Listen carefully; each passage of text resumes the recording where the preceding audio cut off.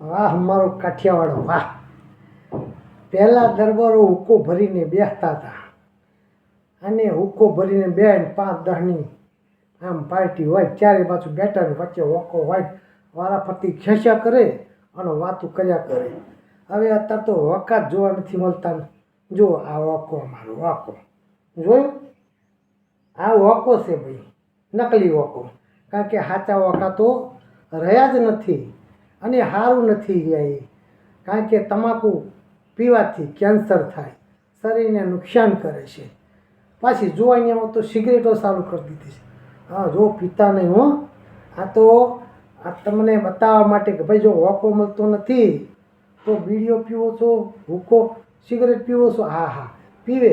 પણ આ દરબારો કેમ પીતા હતા ખબર છે?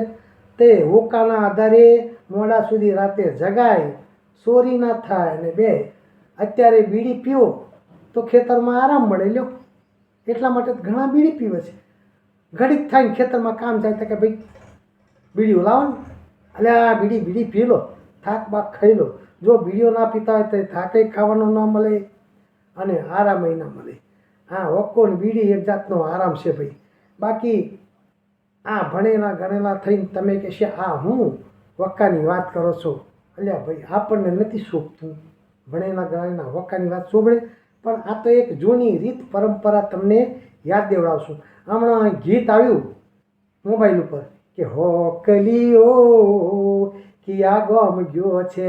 આ એટલે મને યાદ આવી ગયું. લાવો મેં કીધું છોકરાને મોજ કરાવીએ અને જૂની યાદ દેવડાવીએ. દરબારો બધા નોકરીએ ચડી ગયા, ખેતી કરવાની રહી નહીં એટલે વાંકા રહ્યા નહીં. હાલો મારા ભાઈ, લાઈક કરજો, શેર કરજો અને એ મોજ મજા કરતા રહેજો.